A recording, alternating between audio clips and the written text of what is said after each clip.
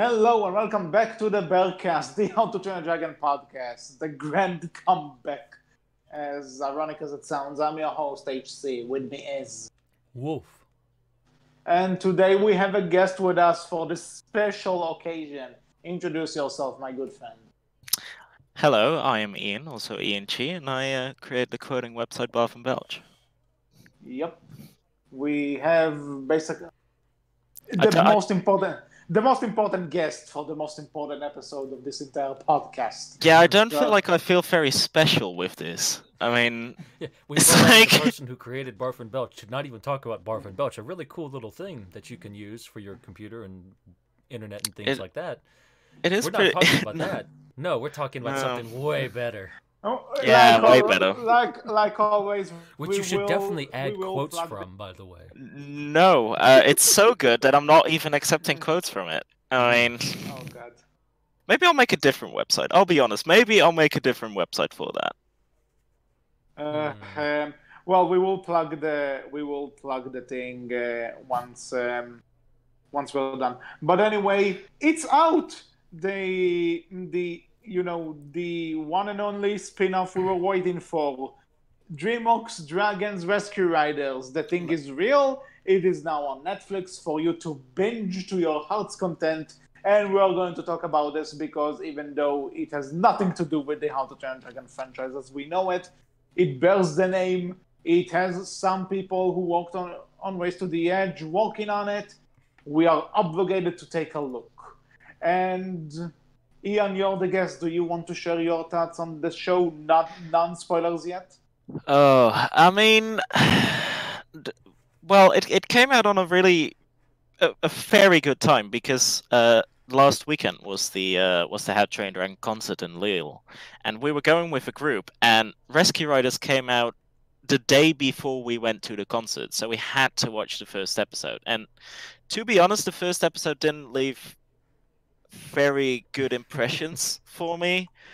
It wasn't as bad as the trailer, fair enough, but it didn't leave very good impressions. And then it kind of I got asked for the podcast, and I kind of felt obligated to at least watch as much as possible. We forced him.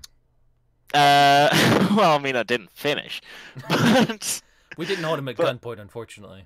We should no, have. you should have traveled to Holland, and yes, you should have done that. But I mean, it's to be honest, in the next episodes that I did watch afterwards, I'm conflicted.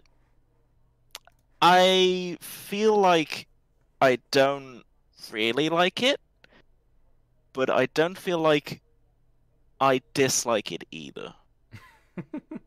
I don't know how to feel about it yet. That's fair. It's yeah, it's a weird mix of displeasure and enjoyment. So Wolf, you were teasing me all throughout yesterday about your thoughts about this. So Oh god, you Um, teased so- us about it. yeah, so I'm going to ask you to rip the band-aid off. What do you think about this show? Dare I say it? Dare Oh, I God. say it? This is No. better than How to Train Your Dragon itself. Okay. I like how you laugh about it yourself. That's at least good. Send all of your hate mail to this guy. He's the American one. We are Europeans. Oh, there's two American ones, so we- I'm Rush, So, by the way. no. Wink. So obviously Europeans have better taste than Americans. We finally Exactly. decided it is definitely true. But I think most of the new Spider-Man movies is set in Europe. They just know. Oof. I mean, to be honest, Homecoming was all in the US, but all right. Yeah. Being honest, I actually did enjoy this a lot. I think, right, I came into this with no expectations. Nothing whatsoever. Didn't even watch the trailer, nothing. I just came into this like, hey, we're going to cover this for the podcast. All right, sure, I'll watch it. My only expectation was, I hope this isn't something similar to like Dora the Explorer, where turn to camera, what do you think, audience? Right. Waits 5 seconds, you got it. It wasn't that. That was my only expectation. If it's that, I'm going to hate it, and I know I'm going to hate it. As long as it's not that, I'll probably have some fun with it, maybe. And I came into it, it was not Dora the Explorer. It was very much something entirely different. I guess something you'd kind of say, in a way, similar to, I think, stuff like Lion Guard, things like that. I know HC will probably say, but Lion Guard is better, which, fair enough. I will bring up Lion Guard in some capacity. Interesting. But yeah, I think it's similar to shows like that where it's trying to do like a more kind of actiony, adventure-y story type deal. And I think watching this, it's very much not How to Train Your Dragon in a way, but it's also very much still somewhat How to Train Your Dragon and how it does some things. And I feel like this takes the How to Train Your Dragon world, if you will, and says, let's just go over the top with it. Why not? Let's have fun with it, kind of be a little bit zany, be a little bit weird. I mean, we have a Spanish Viking lady. Why? Because... Why who not? I want to talk about, by the way, because... Who's also a pirate. Who's also a pirate. She is great. Well, besides she's great, I also have a really big complaint, but we'll come to that. We'll get to that. But I mean, yeah, it's over the top, and I kind of enjoy that over the top nonsense. That's kind of my thing. Like, it doesn't take itself too seriously. It kind of knows it's a little bit out there, and it says, let's have fun with that. So it does. Okay. Mm-hmm. So, before I give my thoughts, I just want to say, because people are probably going to mention that, we know that we are not the target audience for this show. Oh, yeah. The three of us are 3 men in their 20s, probably sad to some extent, me especially, but we are not the target audience. I got Grumble Guard. This was totally directed at me. Grumpy old men unite. Hell yeah.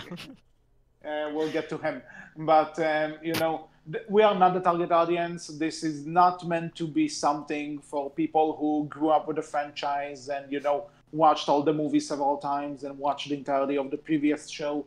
This is not. We are not the target audience. Right. With that said, though, despite it being aimed at kids, and acting very much like I'm not saying this to the show discredit, by the way, because some people have written it off just for that. Then there's nothing wrong with a franchise having a preschool show. Oh, definitely not. There's absolutely zero problems with that. However, my problem with this show is that it kind of falls into this generic kids show stigma that we don't really have to try.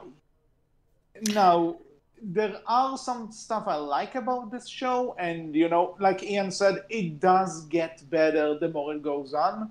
But at the same time, there are a few stuff that I'm looking at, and it's like, this is supposed to be the same as the franchise that, you could argue was always aimed at kids. But I can tell you that, Chris Sanders and Dean DeBlau, when they did the first movie, didn't look at kids, didn't say, oh, it's for kids, we don't have to try. A mentality that Dean also had throughout the sequels. They treated kids with, with the understanding that kids are human beings with some intelligence. They treat them with respect. Exactly. So this, I am not going to say that it doesn't treat kids like they are not intelligent, because like we said, this is not Dora the Explorer or something that mindless. But at the same time, it does feel like generic kids show shtick that oh, we have a fat dragon, he likes to eat. Oh, we have a dragon that's connected to the main boy. He's the leader. Oh, we have a fire dragon. She's a bit cranky, Cranky. You mean easily aggroed? Yeah. I hate you. You know the name is a pun. I know. Just like, all the rest of their names are literal puns too, but yeah, okay. With the exception, right? Yeah.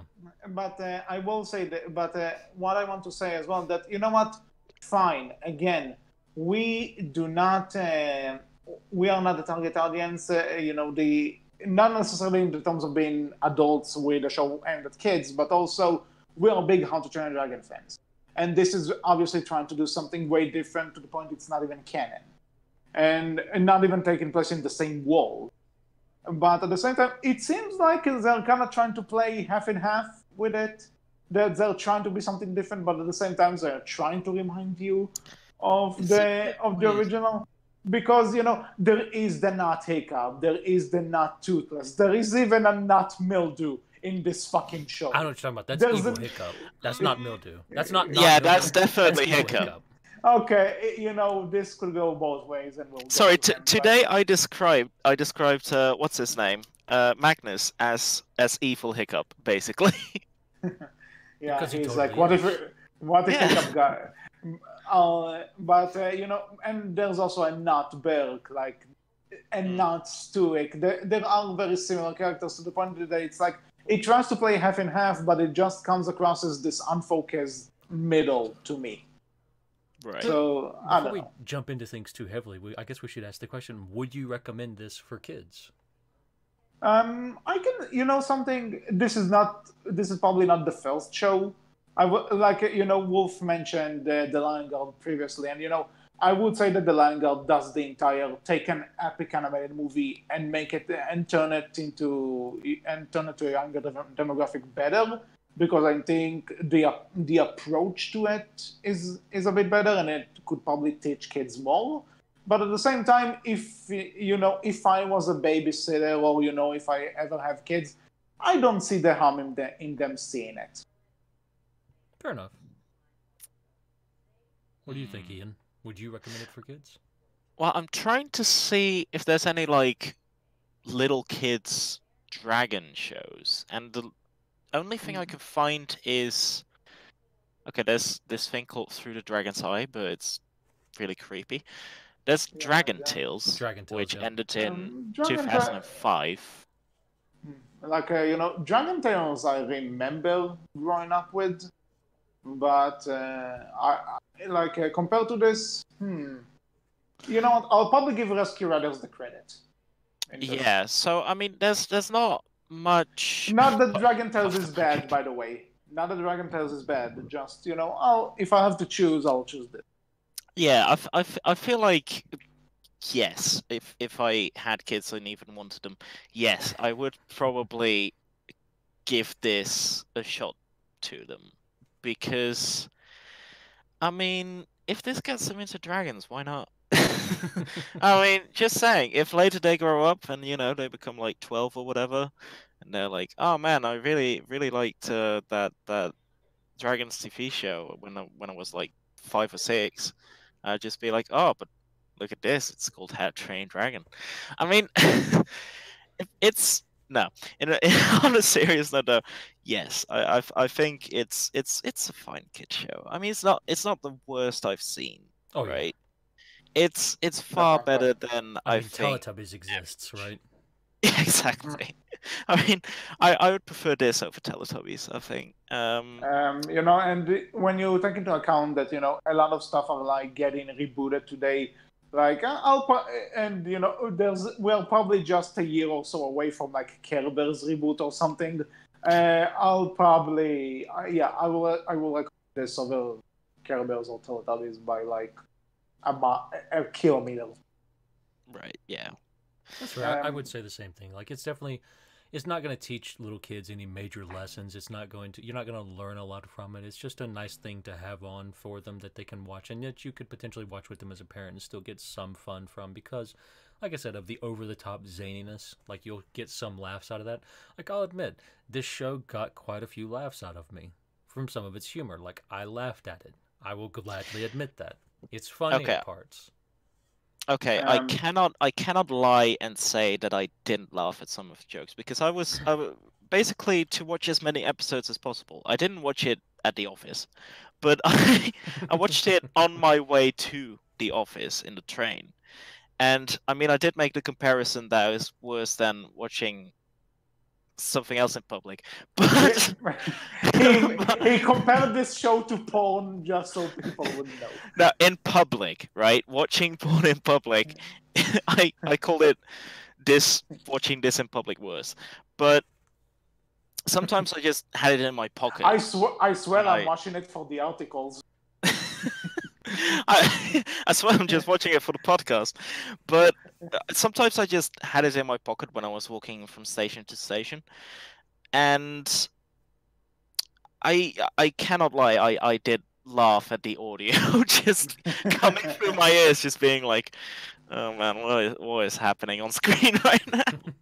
And you know something, I will give it credit that I laughed at some episodes, but at the same time, I'm still trying to debate with myself if this was a laugh they intended to get, or if it was me laughing at if it was a riffing laugh, like if it was... Yeah, if it was like the acting or something that just felt weird. Yeah. Because I'm in one of the later episodes, there's the point where this Burple character laughs, and I could swear he laughs like Tommy Wiseau, and I could like it's like I did not hear that part. it's like and I'm like, did Tommy Wiseau direct this? What the hell? Actually, wait, was that before? I think I have had points like that where it was just like ha ha ha ha, and I was like, all right, I guess. Oh hi Mark. Oh hi Mark. Yeah, exactly. But actually, before we actually go into spoilers, we do have new characters in this show because we are going into this. There are no familiar characters. There's no Hiccup, no Astrid, We will compare them to them because there are obvious comparisons to make. Yeah, but at the same time, regarding the new characters we have for this show, I just have to ask, am I the only one who thought that Winger has absolutely zero character? No, I would agree. There wasn't much there. Like Yeah. His character is like is turtle. just like I was sure you're going to compare him to Leonardo, and you know what? I have a fucking backup because I know you. Anyway, all that Winger has is all of those leader catchphrases like "Let's go home" or "Let's do this thing" or "Let's go that way" and "Let's go this." Wing it in. Yeah, this is the new hip thing that the kids are going to say now in the playground when Yeah, they wing meet it each in. other. I'm using Oh, that. I Wing it hope in. so. I hope so. Oh, that would be so good. Like I want to talk about Wing, like the sound effect that plays on that, by the way. But since we'll compare them to Leonardo, okay, let's play this game, making fun of the shows I like. Okay, let's play this. Leonardo has more character in him than just leader catchphrases. He messes up. He learns stuff. He's doing some stuff that his brothers can't. Well, they have that for this show too. What? Did they? The Winger nickel and a learns half? from Winger learns from Burple later on in episode. I think it was. What does he learn? I know what Crash episode you're Course, talking yeah. about. Yeah, Crash I Course. know. I He know learns what that dragons can learn other things. That he thought for originally in that episode that dragons couldn't learn from other dragons and how to fly better or do different things. But better. that's 11 episodes into this 14 episodes season. Yeah, I'm not even there I'm yet. just gonna say that TMNT 2012 had 5 seasons and Leo didn't learn much from that either. He learned more in the first season than he did. I disagree. The first Well, season. because you're wrong. Because you're wrong. Oof. But Winger was weak. And this is one thing I want to say. I mean, but, I will agree with you, right? Like, his character I didn't like as much as others. There were others that I enjoyed way more, like Layla, like Summer, like Grumbleguard, like Marina, like Hanar, the Smith girl, and Duggard, the chief, right? And Magnus especially. Like, those characters I enjoyed a lot. Magnus is the best character. Yeah, Magnus is because he's the hammy villain. For some reason, the villains are always the best part in this show. For some reason, they are also always British. Yeah. Also, this, going to point out, they have some. This is why Grumbleguard is the best, because Grumbleguard is voiced by John McGinley, who you might know from Scrubs fame. Oh Yeah. God. Wait, He is he? voices Grumbleguard. That is just beautiful. Oh God. All right. Fair. One yeah, point. this is yeah, and but okay, I think we kind of talked before we go into spoilers. I just want to say, let's you're watching this for the first time, the first episode.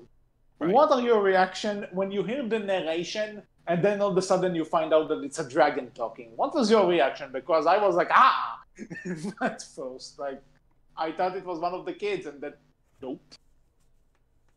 I didn't mind it. I mean, I saw the first episode with a group of people, so I didn't think much of it because we were still talking about, it's gonna be so bad. So, I mean, I didn't think much of it, but it was clever, I think. Yeah. But this is another thing I want to point out, because first episode, this is your chance to introduce us to this new universe for this franchise and everything. But then they just kind of, they saved it. By the way, you know what? Spoilers from this point onward. If you don't care about spoilers, or if you want to see the rest of the show, don't want to get spoiled. If you somehow care, because it's Dragons Rescue Riders, there's nothing real to spoil here. But basically, grab your average kid show, translate it to dragons, and that's about the plot. Basically. So, if you don't want spoilers, close the thing now, come back later, because we need them. 3, 2, 1. Still here? Good. Everyone dies. Moving on. But, did you know that Winger dies in the second episode? Wow! That's probably the reason why he didn't have much character development. But... You know what? We can come up with it right now. The dark side that every kid show has to have, like the dark God. theory, like Rugrats is dark theory, where Angelica just makes it all up in her head because she's totally messed up. Because that theory is totally messed up. That fan theory, really dark fan theory. We can come up with that right now.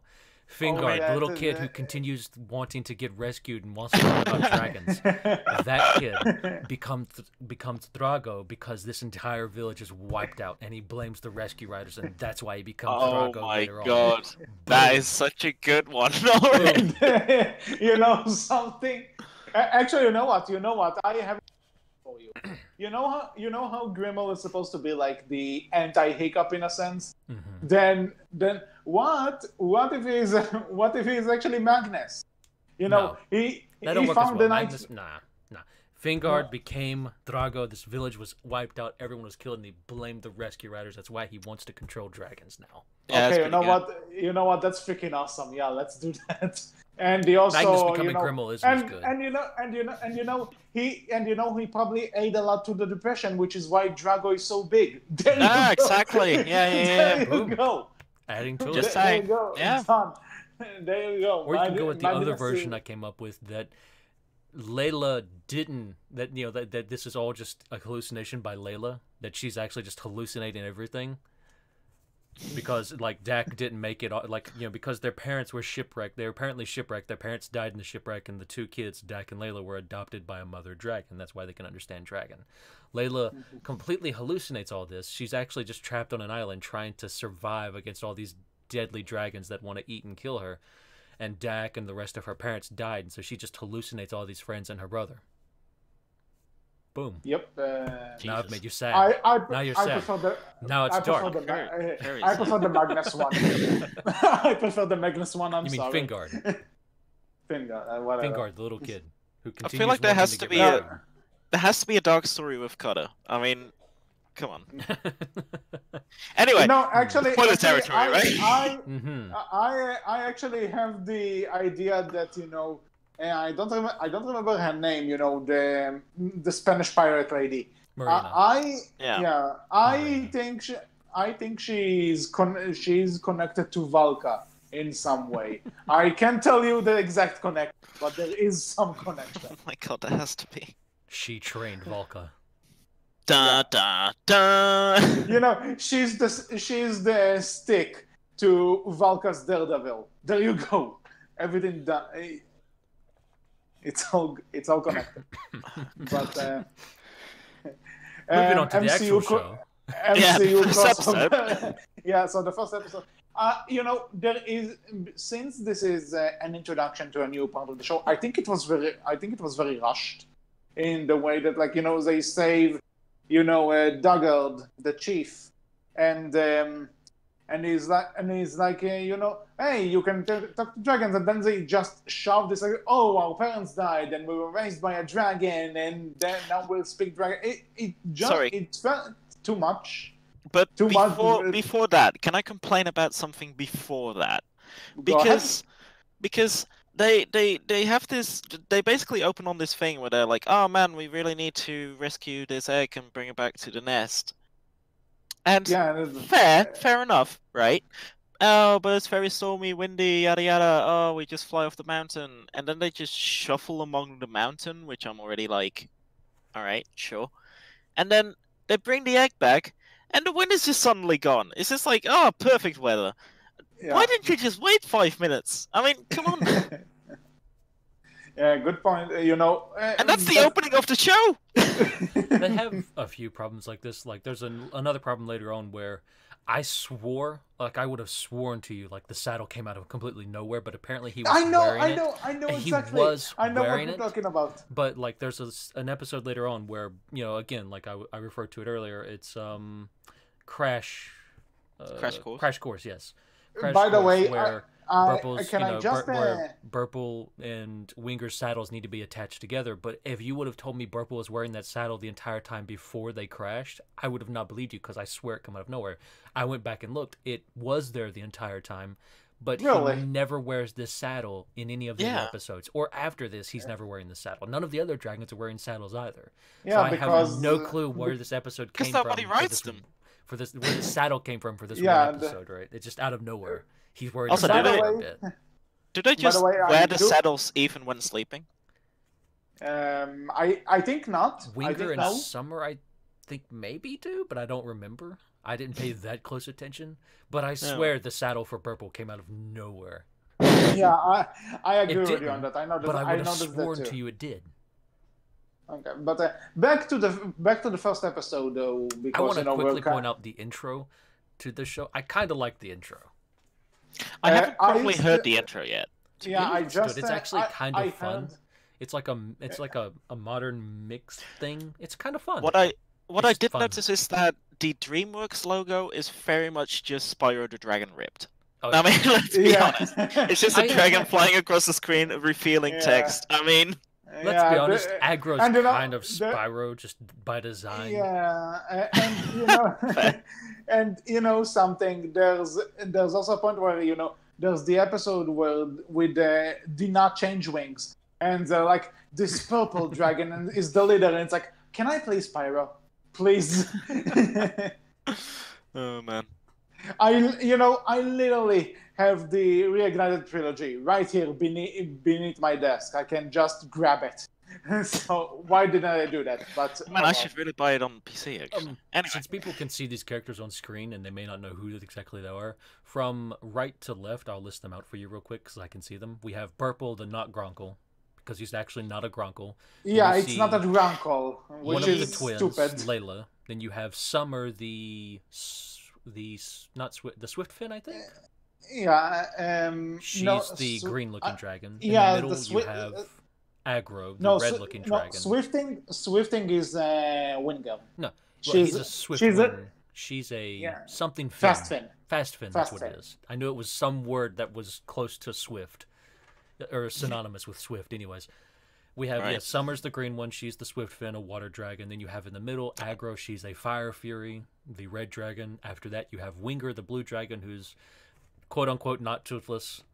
Then you have the other twin, Dak, and then at the very left you have Cutter, the razor wing. Cutter is a razor wing. Yes. Yeah. And that's it. There's the characters. Now you know them. Now you can tell who they are. Moving on. Well, to be honest, Winger does not have the nubs, so officially not toothless. Actually, this cracked me up. Where Deck tells him for him to use his power blast, and I'm like, you are trying too hard to distinguish Power yourself. blast. this this is another one of those things that how we said that Burple is not a Grunkle, even though it's obviously a Grunkle, and it's like, if you are going to use the dragon logo on this, and if you are saying in the beginning, based on how to train your dragon by Cressida Cow, you can borrow some things. You could say it's a Grunkle. This is a completely different dragon. This is a rock spitter. Grunkles fire magma. Rock spitters only ever fire rocks, not magma.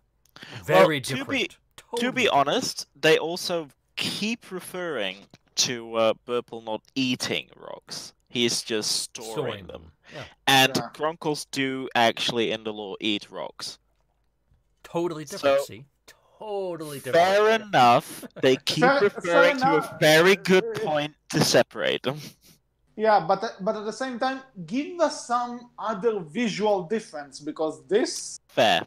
Yeah, I would completely agree. They could have made him, they made, Winger very different from Toothless, even though he does have some similar sounds and similar designs about him. He still looks different enough. The same with most of the other dragons, right? By the way, different enough. By the way, going on this, they have this thing that, their shot limit is 3 in this show. Oh. Not every single dragon, right? Yeah, I think it's Winger specifically, but... No. They're all different. Winger has 3 shot limits. Cutter has who knows how many. Aggro has who knows how many as well. And Summer has... Summer just has water. Yeah, water. Yeah, but I think Summer actually runs out of water. Yeah, she does a few times. But that is also a bit BS. But we'll get to the volleyball episode. but this is the thing, though, that they introduced the idea of shot limits as well, which honestly doesn't really. Okay, point taken. It's not really much of a thing of concern in the movies as well. Yeah, the first movie basically introduces it and then completely forgets about it. But then again, it also seems like, okay, we bring this idea over just so that they could use it once or twice as a plot device. And that's it. Yeah, pretty much. Yeah. I mean, the shot limits have always just been like, I don't know, maybe the rest is enough. Maybe the adrenaline? I don't know. It's very loose. Fair. But, again, credits to the makers of this show. They keep more to the shot limit than How to Train Dragon does. Yeah, okay. Like I said, there's a point to be made here in favor. So, whatever. So we were trying to talk about the first episode for quite a bit now, but so they found the chief of the village, right, which is again not Belk, even though it's the same model as. And Belk, it's not Stoic. Yeah, it's not Stoic. Duggard. Chief Duggard, the decisive. I have a question. Or is the indecisive? It's not Dagger either. Yeah, it's Chief Duggard. But is he... I think he says he's Chief Duggard the Decisive, right? And then they just make a joke about how he's completely indecisive all the time. Yeah. But, stupid fun. There's something about Duggard, though, that, he in terms of design, he's kind of the not Stoic, but in terms of personality, he's kind of the not Gobble. So it's like they combine these two characters into one, which, okay, works, I guess. And, he takes them to the village. This is we'll give them credit to. It's only Deck and Lila that can talk to the dragons. The other humans in this show don't understand. And they play that up for good laughs a few times, I think. Yeah, well, a little... Well, I mean, at least with, Aggro and Elbone, they get caught in another episode and they play it up for a few good laughs, I think. Oh, I think... One thing they could do for an episode that would make me really, really happy is just a whole episode where you don't hear the direct, maybe in the beginning and the end that the dragons talk, but then the kids go or whatever, and they just have to deal with some of the village people or something, and there's just not a word of English coming out of the dragons. That would be a good episode, I think. But also talking about it being played up for laughs. It's so like they don't have to make it so obvious. Like it's sometimes it's just like, "Rah, rah, rah, oh, I didn't understand it." Come on, really? I mean, yes, I get it. It's a kid show, but come on. Actually, this is something as well that, when Dak and Lila are talking to the dragons, they're obviously talking in some sort of roles or something. But we hear it in English because it's a trick that animated movies and shows do sometimes. But then again, when we see Dak and Lila like translating to one, they're either translating the dragons to the humans and vice versa. They just go from English to English. Wouldn't be actually kind of funny or consistent to when they're trying to talk to the dragons near a human? You would actually see them doing roles or something. Just because to dragons, actually sell the idea.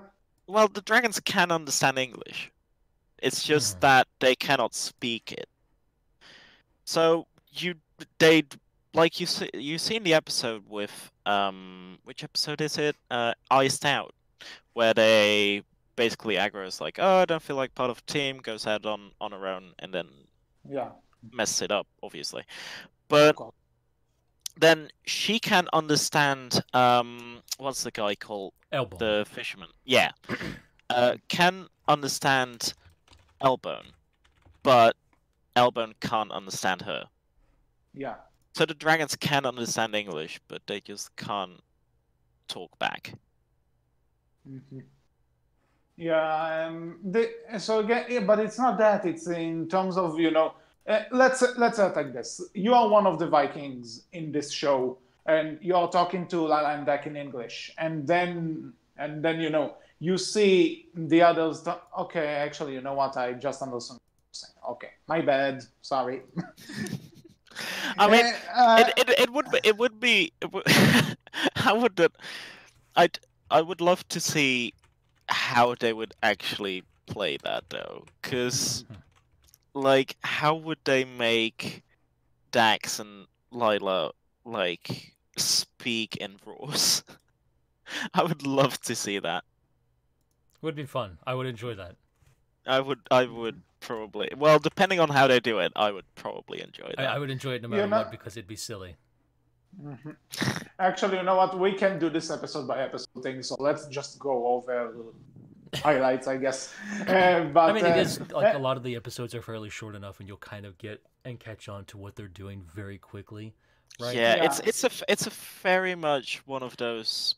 There's series not a ton to talk about story-wise. There's not a lot going on story-wise. Yeah, that's just repeat stories. This is a show. This is a filler show because there's nothing. There's no big plot arcs or something. There's just it's dragons going around being cool for the kids and having fun. And it's if something goes wrong, we have to fix it. Let's fix it. Yeah, there's a complaint about the story thing. Bit because they did do it a little bit with Aggro, right? Because they didn't have Aggro to begin with, and then with the episode. She gets introduced in episode 3, I think. No, okay, 4. Yeah, 4. Okay. With the sheep and the fire and the wolves, and by the way, there are some episodes where the wolves look terrible. like they look awful. They look so unrendered. It was yeah, something. It's not great. But to be honest, for story wise, right? They do add Aggro semi-permanently, maybe, to the team, and they do edit the intro for that, and they do whatever. So fair, they do a little bit of the story, but one big complaint that they really should have taken if they wanted to do like a proper storyline, right? I don't know if that's their idea, but if they do, in the episode Bedek, which I literally just watched, there's like Magnus stole the Dragon Diary, which by the way is just the Book of Dragons, but whatever. Yeah, which was left over from mom and everything. Yeah, but he stole that, was in the egg for like probably half a day at least, if not more. Well, half a day sounds about right. But Yeah. you're not gonna tell me he didn't read any of it. Like Yeah. he should have read something that was like, oh, you dragons don't like eels, and he just, Yeah, you oh know, my god, I need to import eels, every eel. Hey, Miranda, get me eels. I mean, and, you know, Marina, actually, whatever. this is. I have two funny things to say about this episode. Actually, one is that the dragon, they are, you know, the dragon that adopts the The egg, silver quote iron unquote. claw. Yeah, the Yeah. silver iron claw, So this basically Razor Whip. Yeah, but you know, but the thing is that out of all the dragons in this show, this is, we, you know, Burple aside, this is the one that feels the most like a How to Train a Dragon. Like I could see it in Race to the Edge of the movies at I some would say point. Grumbleguard does too. To a lesser extent. But God. but you know, and then all this, but you know, this is the thing though. This is the thing though, that, you know, I'm seeing this dragon, and it's so, in terms of the design and how it looks, it seems it could fit. Like if you Photoshop it into something from Race to the Edge of the movies, I could say, you know what, I could believe if I squint my eyes that it's there. It's like it belongs. And then all of a sudden I see it move its mouth, and it looks so unnatural. Alright, Grumbleguard is the last couple of episodes. Yeah, I'm not there. Oops. You missed the best part. You missed the best part of the show. Like, yeah, seriously, I would genuinely say Grumbleguard's the best part because John McGinley. And because you're a grumpy old man, like. Oh, wait a second! Isn't that? Yeah, that's that guy. yeah. Mm-hmm. Okay, I get you now. Yeah, right. I need. Oh, my friend would really like that. Actually, he's such a big fan of Scrubs, and already ruined Jay Baruchel for him, saying that is sicko. He was like, God damn it! Now I can't watch anything Jay Baruchel anymore. Fantastic. Ian, you should watch a show, Man Seeking Woman. It's a start, Jay Rochelle. You will love it. But since you brought up Magnus, and we're kind of doing like different. Hold on. I just want to say about this episode. Like, it's nothing. It's not about the episode itself, but it's just that I don't know why Netflix does that with some shows, but for some reason, whenever you finish an episode and you go to, the language automatically changes to, you know, to your home language, like the dub. I don't know why it does it. No, but that's never happened for me. I don't know. It does this here. This is the second show it happened to me with, for some baffling reason. But you know, so it really hasn't. Yeah, but so you know, I think Netflix knows no Dutchman actually likes Dutch dub. Maybe it works the other way around here. You get the dub, and then you just get the English version afterwards. Well, apparently doesn't know that I tend to not like hearing Hebrew dubs the first time through, so it kept changing it from episode to episode. Oh my so God. The thing is that this episode starts, and I forgot to switch it. I forgot to switch it. So, you know, I see Magnus, you know, going about his day with the machine, and then all of a sudden he starts talking in Hebrew, and I'm like, what the fuck? Oh, man. And it's like, nope, English, please, thank you. Man, that's good. I've genuinely never had that problem. It's always in English here. By the way, speaking of the Hebrew dub, actually, fun fact, the guy that voices Wingirl, you know, the Hebrew voice of Wingirl, is the real-life brother of the guy who voices Hiccup in Race to the Edge. Oh my God, seriously? Yeah. Oh my God. He means for the Hebrew dub, by the way, not the English dub. Yeah, I know. The Hebrew. I'm just clarifying that for our viewers. Still pretty amazing, though. Let's be honest. But speaking of English, the original English dub, the kid that voices Wingirl is Steven Universe. So there you go. Oh my God. So you brought him up. We should talk about him. The evil Hiccup, Magnus. I have him on screen so people can see him. It's basically evil Hiccup. He is evil. It's like if Hiccup and Dr. Wily from Mega Man had a baby. This is what it looks like. Magnus is an inventor. He invents different inventions. These inventions generally tend to go wrong at times for him, aka Hiccup. And he AKA is... every single villain in a kid show. This is true also. He's not entirely evil, but he is kind of, mean-spirited, I guess you would say. And he does Right. try and get our, rescue riders and dragons out of the village and off of the island, a la Mildew. So that's why he's like a cross between Mildew and like Hiccup. But I just cannot get evil Hiccup out of my head. this That's is, just who he is to me, evil Hiccup. This is This is true. something. I think Ian was there as well. But Wolf, do you remember on Berg's phone vine that there was a guy named the Hikdu? Mhm. I think this is what they were trying to go for in terms of like they I took can see Hiccup it. and Mildew, I and can they see took it. Hiccup and Mildew and put them together into one character. Genius. The Oh, kids God. will love it. They do. Magnus has a lot of great moments throughout the show, and he's very, in my opinion, somewhat overacted, right? And I think that's great. Yes. Like him and Morena is the Spanish Viking I pirate love old her. lady. They We'll both get are to very her, right? overacted. We'll get to her Mhm. because I have some stuff to say about Magnus. So, oh yeah, go ahead. Actually, go ahead. So, okay, well, only one thing in specific right now, because he always has his machines, but it's literally the same model every single Yep. time with some whatever added to it. Yep. It's I noticed it in the first two episodes. I was like, they won't use this like a third or fourth or 20th time, right? No, every single time it's just a red box with attachments on it. Yep. I don't know where he gets the paint from, by the way. Like, honestly, I guess he's good at recycling. Probably. Yeah, that just annoys me, honestly. Like, the laziness of just not bothering with like different models for inventions is a bit. The only time he differs is with the I'm gonna call it vibranium, even though it's not that.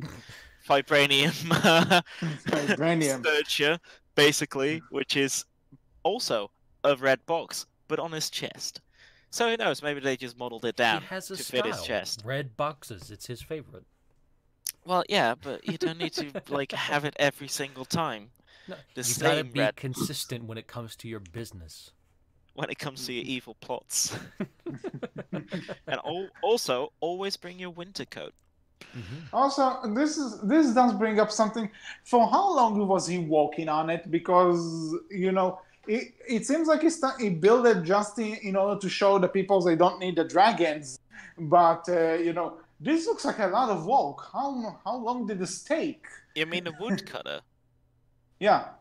Well, every single invention of his, you're just like, wait, how quickly? I think he just has a garage of red boxes. That's just like do random stuff for the village.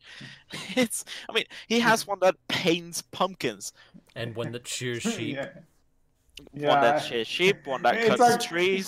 can you imagine one of the Hatzgalorers like walking by and it's like, why do you need it? It's for science. It's science.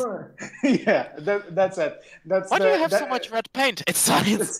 Exactly. Oh god. Yeah, I mean Magnus is definitely just evil Hiccup, and it's like Hiccup, but he didn't shoot down Toothless and came in love with dragons. Basically, I think So, that's so you know basically what? Magnus. This is like that one Race to the Edge episode where it was like, what if Hiccup missed? Only he, only took a very dark turn, and it wasn't like it would have ended like it did anyway. Well, it wasn't a. They didn't do a flashback, right? They only did like the Hiccup being like, "Oh, it would be better for all of," basically mental breakdown mode. Hiccup. They did like a flashback. They took the scene from the movie and then they just like animated the thing missing, and Hiccup is like, he's like, Well, damn it's it. like not so much a flashback. It is like Astrid telling a story, right? of what would have happened differently. Like all of them told kind of their own version of the story and how it would be different. Did they actually? Did this happen in season 6 or 7? Yeah, it was in the final season of West of the Edge. Ah, darn it! Now I need to watch everything. I still haven't seen 6 and 7 yet. Oh man, that's so far good. behind. I know.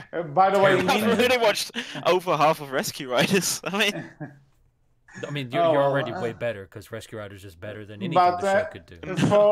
But you know, for Ian's credit, he's seen The Hidden World 15 times in theaters. Yes, I've seen it 15 times in theaters, 17 times now if you do also do it at home. Yeah, and on that note, I was happy to be a part of his 14th time watching it because we sat together in Berlin. But that's another story. He dressed up as Peter Pan, I think. Yeah, Peter Pan. Yeah, definitely not Hiccup from the first film. It was Peter. It was Shrek, actually. I mean, it fits. I would like to talk about a little bit of Layla. I like her character. She is adorable. You know, I prefer over Deck. I would give it. I love how they animate her being worried. She just starts pulling on her braid. I love that little detail. Like that's a nice little detail. Like the show didn't need to do any little small details like that, but it does have some small things like that I do enjoy. Yeah, there are actually a few, you know, funny reactions from her, which is cool. Honestly, I think Hicktooth would prefer her over Astrid. We should ask. We do have a not Astrid in the show, I feel. In a way. You know something? Like you know, Hanar we the Smith. have. Yeah, I was about to say. People would probably call Layla the not Astrid, but I would. But honestly, if you get to personalities, I'm not entirely sure about this. Layla is more like a bit more confident fish legs, if anything. That is fair. Also, I mean, Dax is just stereotypical leader guy, really. Yeah, like very kind of young boy kid, over the top, loves danger, loves recklessness, all that kind of stuff that young boys must love, right? But I mean, they do kind of fall in that trope that Layla is the smart one. She's the one who's going to be cautious and careful, like the calm, centered girl, right? Like those tropes for young kids that shows. But I will say this. Deck does have more of a character than Winger, so that's something. Yes. I don't know what to say about Winger. I mean, we've already talked about his personality, and there's basically none. But, actually, I do like Winger and Dak's relationship with one another is nice. It's a cute little thing. I think I still prefer Layla and Summer more so than Dak and Winger personally. I think, and just in general, I like Layla's character more. Like she's just adorable, and she just she's the mom of the group essentially, which is again, it's adorable. It's cute. Yeah. Actually, there's one where they find one of the recurring things in this show is that they're finding different types of baby dragons throughout the season, and there are two small dragons that just scream all the time. I was gonna mention this. And then I'm bad at names. I forgetting her name. The old lady, Marina, and she just comes into the Rescue Riders home, and she starts doing this dance, and it makes them fall asleep. And then Lana tries to replicate that. I thought it was pretty fun. Did you notice though? Ian may not have noticed this since he didn't watch that episode, but please watch that episode and tell me, because HC, did you notice the running animation for those two little dragons from far away as the show zoomed in on them? It looked so bad. Yeah, that was one of the few times I noticed where the animation in the show was just terrible. I noticed too that there's a point. Like I'm not sure in what episode. I think it was the episode we talked about with Winger and Burple, Crash Course. But I think it was in that episode where I could actually notice Burple's chin phasing through the floor. Wait, what? Yeah, Is this there's a. Jimmy Neutron or something? Oh my, you know something? Laugh about it all you want. I don't remember this happening in Jimmy Neutron. Sorry? I don't remember this type of thing happening in Jimmy Neutron. Oh yes, No. Jimmy's hair definitely clipped through many lockers. Okay, maybe I'm over the phone on that show. So I'll get back to him. But there is a point where his chin phases through the floor a bit, and there's a point where I swear Lionel's running animation was a bit floaty. Like it didn't seem to connect with the floor all that much. But I don't know. Maybe it's just me. Yeah, I mean the animation in general is. Like they try to go for a bit more colorful animation, but the thing is that it reminded me more of the Riders of Berk animation than the Race to the Edge one, which, you know, fair, it's not trying to go for the epic grand quote unquote that Race to the Edge try to go for, but at the same time they do try to mimic some of Race to the Edge's shots. Yeah. And so again, like I said, it's kind of like in the middle, in the middle is not a good comparison when it comes to the show itself. We have, you know, Winger and Dak doing the whole Toothless and Hiccup thing of running across the sea stack and then jumping onto the dragon's back. It was actually at that point where I was like, I miss Hiccup and Toothless so much. Ouch. I mean, to be honest, and you know, it's not like it's been that long. You know, we just got their movie a few months ago, and I'm like, I miss them so much. Yeah, how do you think? What do you think, guys? Think of the timing of the show? Like, is this right? Is it still early? Is it late? Maybe we talked about this like when some info was revealed, and I think it's, you know, for a spin-off that's so far removed from the originals, I think it's a bit too early, in my opinion. I feel like it's a bit too late, because the thing is that if you make it during still other stuff being actively made, people won't mind it as much. I think if it was like, oh yeah, we still have the third movie happening, we have Race to the Edge happening, we also have this kids show happening, people would just be like, oh okay, that's a nice side thing. But now that the third film is done, Race to the Edge is done, we only have How to Train Your Dragon Homecoming still happening. I feel like people definitely, I don't want to say overreact, but react more to this being the only content that you'll be getting for some time. Yeah, but at the same time, I think you know, because the Hidden World was such, you know, either you like it or hate it. It's split up people. Yeah, and I'm noticing that there are split opinions, which, you know, fair. Not anyone is going to like such an ending, but yeah, but the thing is that you know, love it or hate it, the Hidden World did what it set out to do. It ended the story. It concluded the franchise here, and you know, it did it. Even like the movie do kind of agree that the ending at the very least works even very well. But then all of a sudden, a few months later, you get this. You get a kids show that's not canon. The dragons talk. There are a lot, and you know, for all the stuff that's different, you also have the copy characters. Let's call it that for the sake of the argument. This is, you know, since the Hidden World is still fresh on people's mind, I think this is a bit more of a shot. If you waited like maybe 2 years, maybe 3, you know, if you waited a few years and then did this, you know, people might have still been mad that, you know, oh, we're getting more How to Train a Dragon, this is what we're getting. But at the same time, way more upset, I think. I feel like if DreamWorks in like 2 or 3 years and then like, well, we should also assume that it was radio silence on DreamWorks Dragons, right?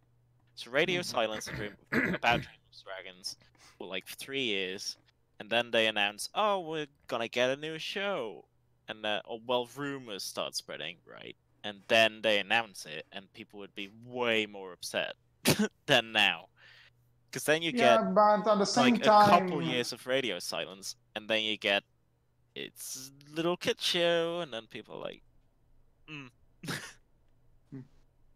well, you have a point, but then again, I guess we'll never know in terms of how. Like it's one of those things that we can say whatever we want, but I think it was a bit too early, in my opinion. I disagree. But I think it came out exactly when it needed to, right?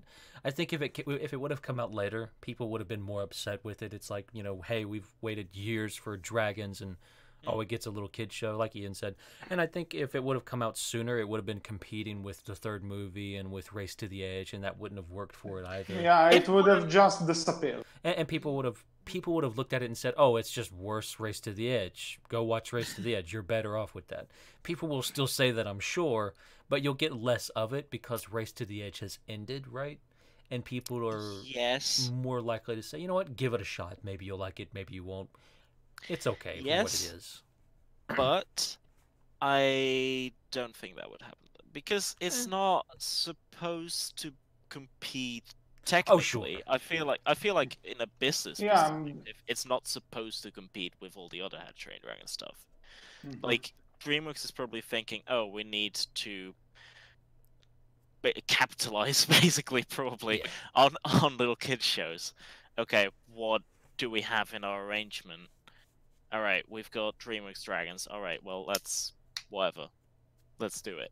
Like, even if Race to the Edge was still happening and they decided this like 3 years ago, they would have probably still done. This is something about DreamWorks in general, though, that you may have. I'm not sure if you noticed, but with franchises that have like 2 shows to them, like for example, Madagascar, Penguins of Madagascar, and they have the King Julian show. Yeah. And Kung Fu Panda has both the Legends of Awesomeness, and there's the new one, the Paws of Destiny, I think it's called. I'm not sure. But notice that one show started after the previous one ended. And I think this is kind of a DreamWorks marketing thing, to not have 2 things quote unquote compete with each other from the same franchise, because because they would eat into each other. You lose that fan interaction somewhat. But also both of the franchises and series you just said do kind of compete with each other, or at least connect very directly to each other. This is why Riders of Berg, then Defenders of Berg, then Race to the Edge. Well, that's also just because. But this is just. But with that said, you can also argue that even though the season titles change, from Riders of Berg all the way to the Final Sins of Race to the Edge, you could make the argument it's the same show. True. But it's just moved the channel and changed titles to fit more. So it was basically like, Cartoon Network owns Riders of. Well, Defenders it is. Question to you, though, HC, since you've watched Lion Guard. Do you think this is DreamWorks' kind of response to that? Like, they felt they needed to have a kids show that is similar to that, and so this is their response? Something? There is one thing I want to say, and that, how Cutter has this thing that, when he flies up, he has this thing in his eyes that he can see from like his eyes go... thin and people who watch The Lion Guard know that it's Ono. It's like 1-to-1 Ono, the bird of the like that the thing with The Lion Guard is it's like that, when you make the guard you have to like the keenest of, so they choose a bird. And this thing is that he flies up and like he from the skies he sees the danger and he kind of tells the other Lion Guards to go take care of stuff. I mean, it's a very easy plot device, isn't it? Yeah, but and actually, there maybe Rescue Riders can do something with this if it will continue. That the bad guys actually hatch a plan to, get rid of Ono in the Lion Guard, so that they won't have the eyes in the sky, and that way they can get rid of them easier. So, which also leads to one of the best in the show, but I digress. Slicer. Season 2 of Rescue Riders. We kill the dragons. Okay, no. But now it's just rescue. Okay, so but Wolf asked me if it feels like we need to fill like a hole in here. From a marketing perspective, maybe, I'm not sure, but if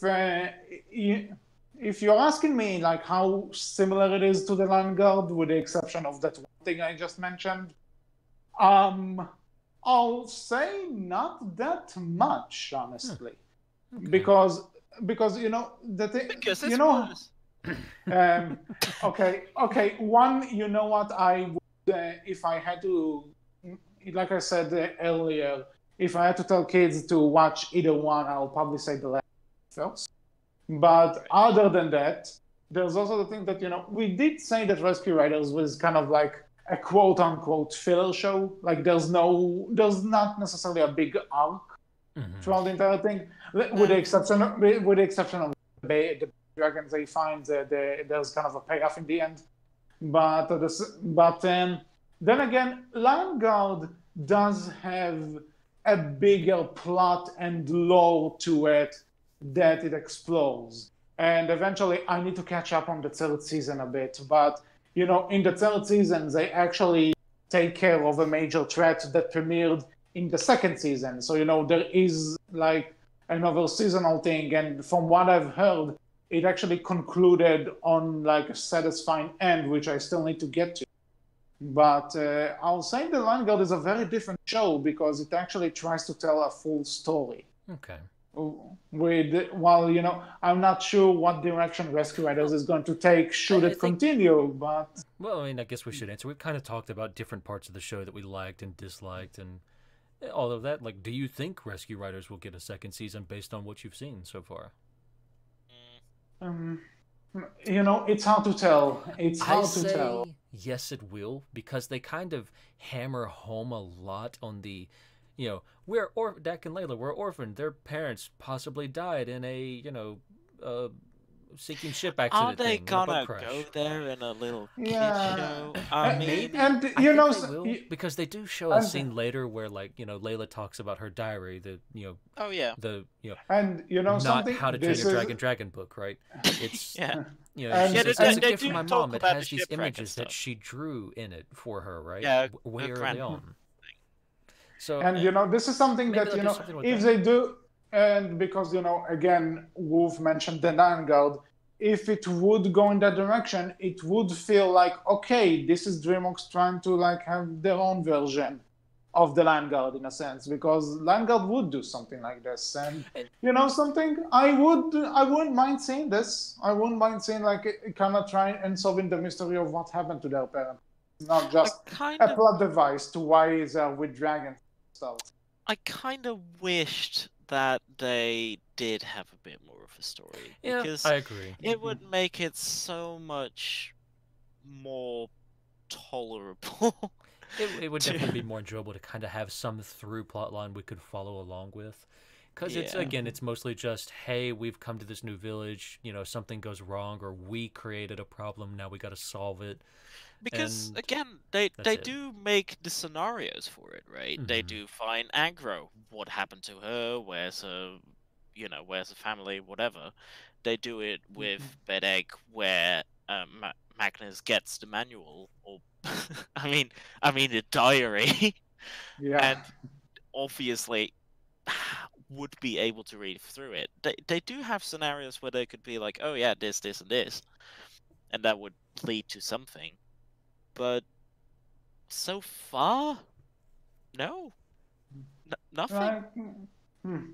Yeah, I agree that if the second season is going to like try and take you into like a bigger story focused show, then there are a lot of changes that are in order.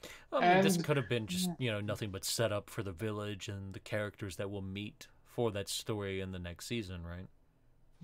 That's a Yeah, I mean, How to Train Your Dragon did get a movie to introduce that, so Yeah. maybe. But at the same time, you say it got a movie, but I would argue that you can do this a lot more efficiently with a show because you have more time on Yeah. your hands. Absolutely. Do they do it well though? Well, obviously, you can't tell that, and that's up to the writers. But what I mean is, when you're trying to set up a world, you either have 2 hours to do it, and then and then you're done, or you can have more than A season. Let's think about this. There are 14 episodes. 30 Each minutes episode. long. They're Well, but 4 hours. did the writers of Rescue Riders do it right? Well, Building you up know, the you know something. Considering some of the writers also worked on Race to the Edge, and say what you want about that show. I was about to say, is that supposed to be? because there are there are the people who like it, there are the people who don't, like with everything. Oh, there's definitely the first couple of seasons are good.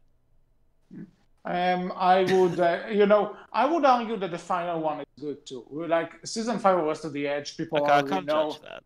People who Season already 6 know that. Anyway, People already know that season 5 of West of the Edge, in my opinion, is probably the weakest in the series. oh yeah, so, 5. I mean, yeah, I don't think I've seen 6 at all. Yeah, 6 is the final one. So, Oh, okay, yeah. So then 5. Yeah, 5 is awful. I already But, hate it just because of the new villain. Anyway, sorry, Wolf. I remember you like this season, but it's a bit Well, that's sidetracked. fair. Sorry. That's fair. but anyway, say what you want about that one season. They do introduce some interesting things to this world, like the Dragon Route. That's the show, and Oh, yeah, no, sure. like the Dragon Hunter. Good idea. That was them. So But- Did they do that in Rescue Riders? Hugenbu. We have Hugenbu. They introduced Hugenbu, a new Viking-themed holiday that's centered around Halloween. We have a Viking Halloween holiday now, Hugenbu. You're welcome, How to Train Your Dragon fandom. This show gave that to you. Celebrate Hugenbu this Halloween now. Yeah, I'm not sure if that's what I meant. It's exactly what you meant. Totally the same but thing. Ian, to your Dragons- question, Dragons question, are still scared of eels. Yeah. but Ian, to answer your question, would the show do it? I honestly can't tell you because I'm not working on it, and I have no idea if there will be a season 2 in the slightest. No, With but that, I mean, with that being said, though, if I had to judge tanks, based on this one season, then I would say no. But they could surprise us. I mean, I made the joke. Like, there's things here I think you could carry on, like with through plot lines that you could bring up and do something with. Like, I made the joke offhandedly in the Discord server when I first started watching the show that, that Burple, the Rock Spitter, the Nut Grunkle, could potentially just be like, this is the show saying like, hey, these are, Layla's dragon notes in her dragon diary, not Hiccup. So this isn't the Book of Dragons that they've added to and had an entire village to do research on, and Bork the Bold's notes and all of that stuff, right? This is just Layla's notes from, notes from a still little kid, more or less. So this very much could be her jotting down like, hey, she thinks this Rock Spitter is is a type of dragon, when actually it's just a young Gronkle that maybe can't create magma yet. That's a possibility, right? Like, that's a thing they could have with a through plotline, that they find out that Burple is actually just a regular Gronkle. And do they even refer to dragon names in the same way as the show, as How to Train Your Dragon does, right? Like, again, like, these are her notes, not necessarily the Book of Dragons, right? Like, there's, I think, things you could do with it. Now, whether they choose to or choose not to, I don't know. I'm going to probably assume they won't, right? Now, yes, but no, because somehow in the world of How to Train Dragon, telepathically, I don't know, Vikings all have the same name for the dragons. Right? This is true. Like, they all have we the even same have names Eric, for the dragons. who's not a Viking, referring to the Night Fury as Night Furies, right? Yeah, exactly. So I feel like that is not gonna happen just because the village people, which I do not mean YMCA, but the village people, you know, don't call the dragon species by the respective Hey. names in the main franchise. To be clear, it seems like the village people have very little experience with dragons to begin with, anyways. Yes, Other than but fearing as I also feel like as Vikings, they would probably talk to other tribes and then. This is, I mean, they do mention that. Duggard the chief does mention the chief, sheep contest, the island sheep contest thing Yeah, that all the different islands have. But at the same time, you're also asking the questions like, how long does this happen? Like, how how many tribes are known there? Fingard Could becomes Drago. This is the past. This is a prequel to How to Train Your Dragon 2. Oh my god. This is it. I'm telling Do you. you mean oh man. You're welcome, How to Train Your Dragon fandom and internet. Go forth. You know something? If someone would actually write a fanfiction about this, love. Oh god, no, don't, please, don't actually do that. Because people are gonna have to say I have to read it. I haven't even finished Hitchhiker yet. Well, I mean, yeah. you watch all 3 movies, then you basically got all you need. Honestly. Yeah. One other question I'd like to, like, we've mentioned Grumbleguard a few times. Like, he's the old grumpy dragon. I love him. He's like, he even mentions that he's a Forever Horn, right? Which is a distant cousin to the Forever Wings, a link to, and I think we brought this up a little bit earlier, to, the How to Train Your Dragon graphic novels and the Rise of Bert game, which introduced the Forever Wings. Something we never got to really see in the movies or the show. Actually, they also mentioned Titan Wings at one point. They do. We have Marina say something about a Titan Wing. Oh really? Dragon. I forget what she called it, but it was a dragon we've heard of before from the show, if I'm not mistaken. Oh. Like, would you want more references from this back You to know, How to Train Your Dragon, or no? I was actually about to ask because I saw people complain about it. Would you like to see Hiccup and Toothless in there? I wouldn't want to see characters from, but I think it would be fun to see, like, hey, here's dragons from the show, from the main series. Here's those dragons in this show. I think that would be fun. Here's what I think. It would be a nice acknowledgement. I think cheeky references I would accept, but like people actually talking about like, oh, do you know of these riders who are on this other like it could be island? Fun. I don't think Duggard mentions Chief Stoic of Burke or something, like, right? Not show them, but just mention them offhandedly. Here's what I think. In terms of like maybe seeing a dragon we know, like, maybe you see like, a Deadly Nader or a Monster's Nightmare or something. Terrible Terror. But Terrible Terrors. Which, by the way, pretty much all the dragons are right now. Yeah. But, maybe reference a few of the dragons we do know from the main franchise, let's call it that. Right. But at the same time, not necessarily directed too much to the point. Leave it open to interpretation if Burke does exist in this place. If Hiccup and Toothless are in this universe, then don't outright say it, so that people who don't like this show can just live in their happy corner where it doesn't exist.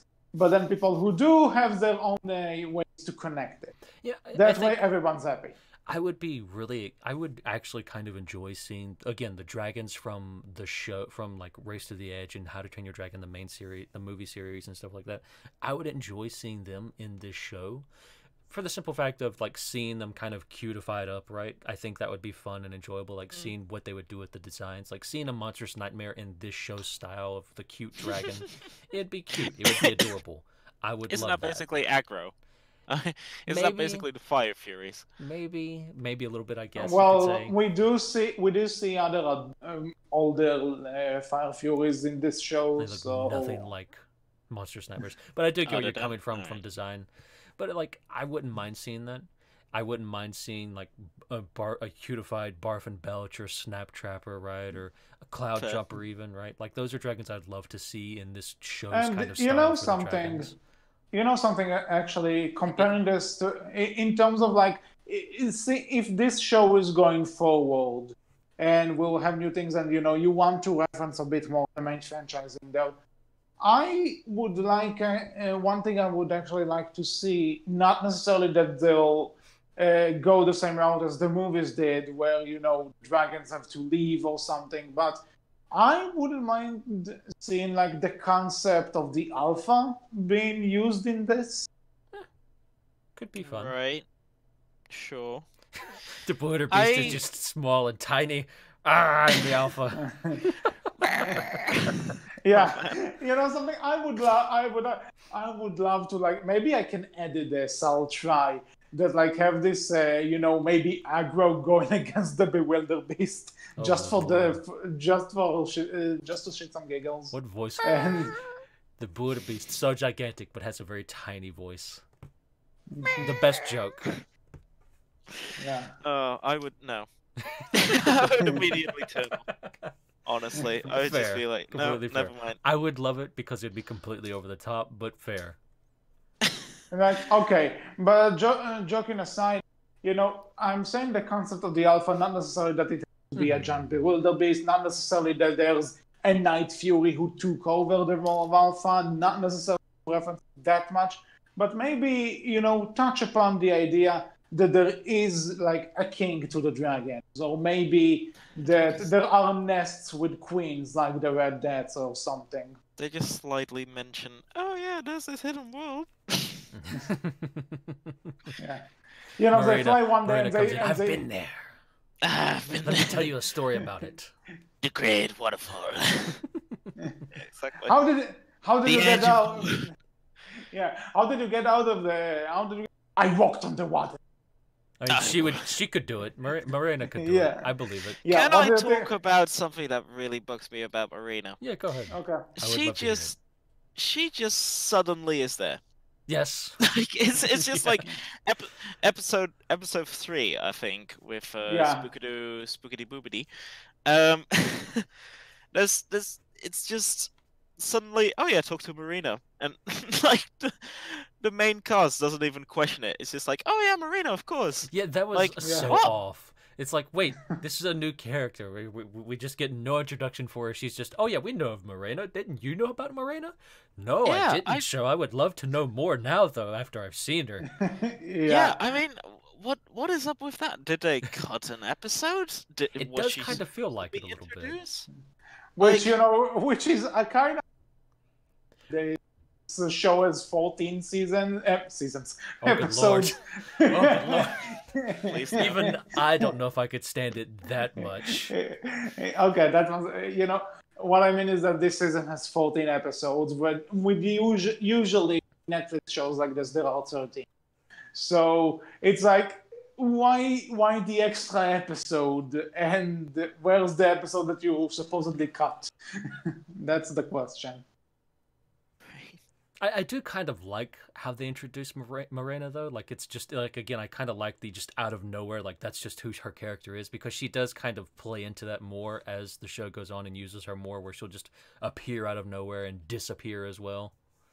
Like, I do kind of like it, but I completely agree with you. Like, when the first episode came up, I'm like, everyone just acted like all of the rescue riders who are new to the village just acted like they knew who Morena was and had already been introduced to her, and it felt off.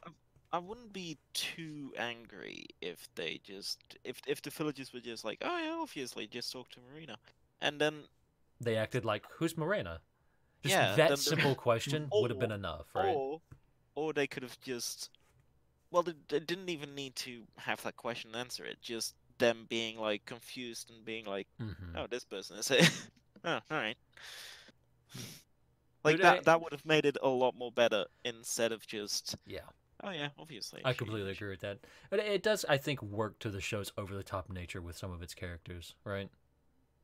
Like, we didn't mention it, but Hannah, the not Astrid Smith's voice acting, I love her so much. She voice acts Hannah so over the top with that accent.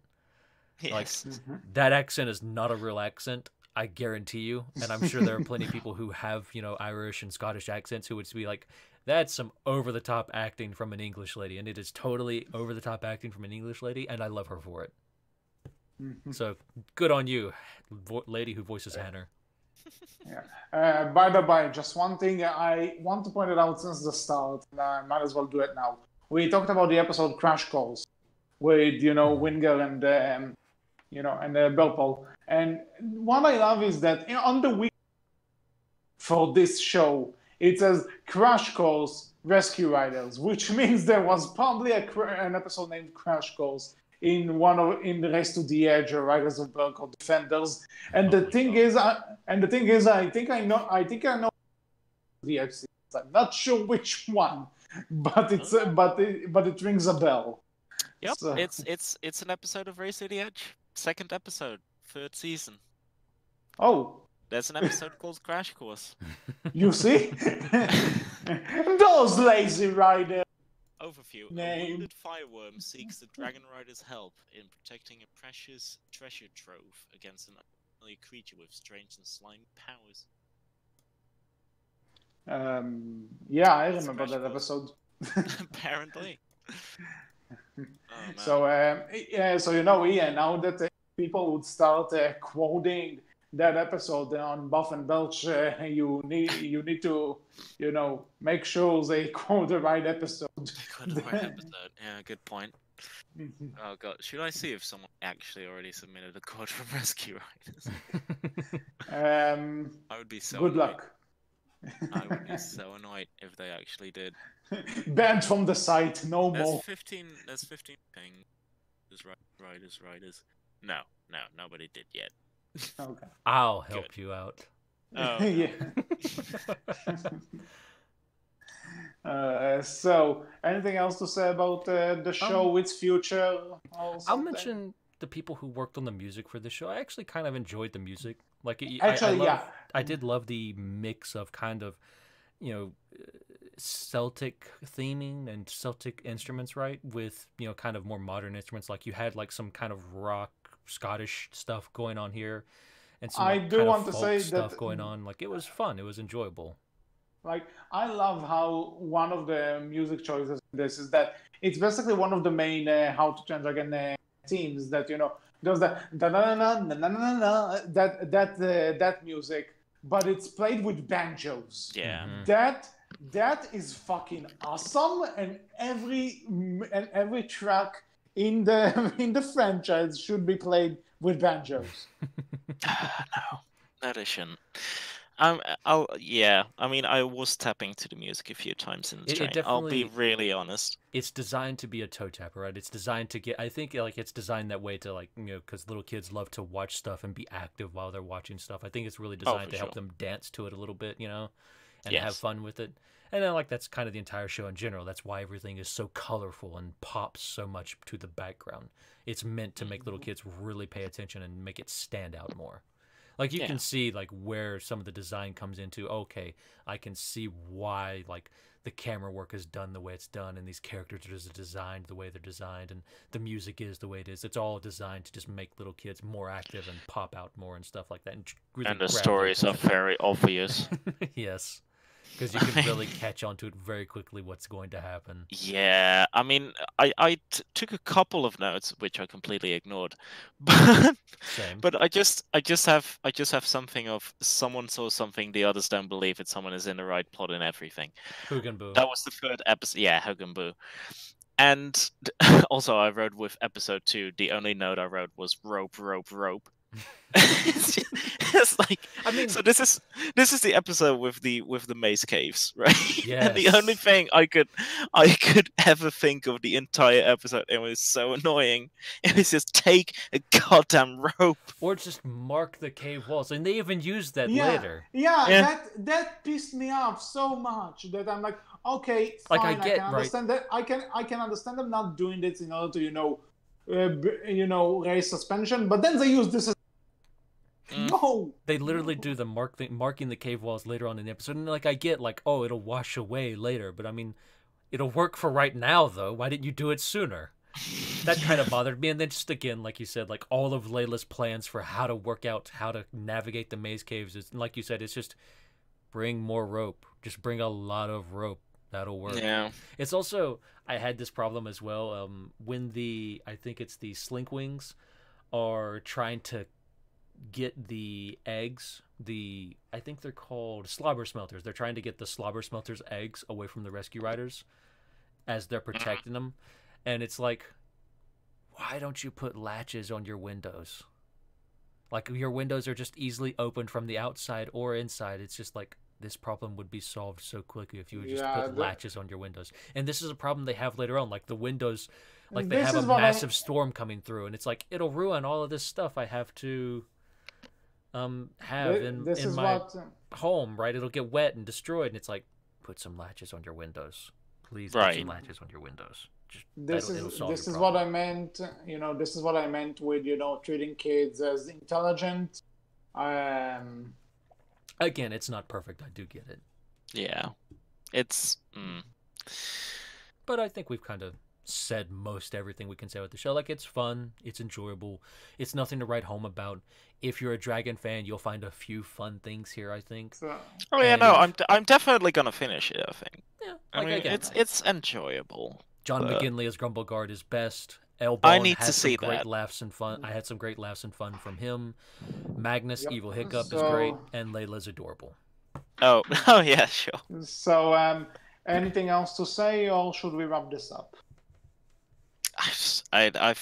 No, I mean, to be honest, I expected to come in here and just be like, oh, it's so bad, it's awful, don't watch it. But honestly, it's not that bad. The trailer was awful. The hype, well, the negative hype around it was definitely deserved. But it's not so bad. You know, here's the thing. And I've seen way worse. I think the thing is, it's not, you know, people would argue if this is the worst thing to happen to the franchise or not. But even if it is the worst thing, it's still, some franchises would love to have a low point like this. This is not something that should be disgraced from the franchise. This is not something that should be, dishonor on this thing. No. I can understand why people won't like it. It has problems, but at the same time, for what it is, which is a goofy show for kids to, you know, sink their teeth into, it does its job passably. Look at it. Look at it this way: we could have been The Lion King and got a live-action movie that was the exact same thing. I still want that. I do too. I do as well. I want a live-action How to Train Your Dragon movie. Yes, please. Give me Jay Baruchel String Bean Hiccup. Live Hell action. yeah. Better yet, the Jay Baruchel as Stuick. Now you're coming up with good stuff. Gerard Butler's Hiccup. Reverse the roles. Yeah, no, I would say this is the low point of the franchise, but it's not a bad low point. Yeah. Honestly. Yeah. So with that said, I think that's all for this episode of the Bellcast. We hope you enjoyed. What do you think about Rescue Riders? Would you watch it? Would you want another season? What do you think? What direction do you think the show needs to take?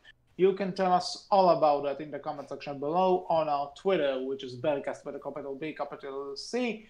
You can find us on Tumblr under Bellcast Team. And Ian, how can people find you on the interwebs? Honestly, it's either Ian Chi or Ian Chi 26, and you can probably find some contact info on the quoting website barthandbell.ch, which is not accepting Rescue Rider quotes, but I might do a sub website for it or something. Purple and Cutter. Oh my god. Purple and cut.er. Oh my god, is that a top level? Oh my god, if that is a thing. Oh my god, it is! You're welcome.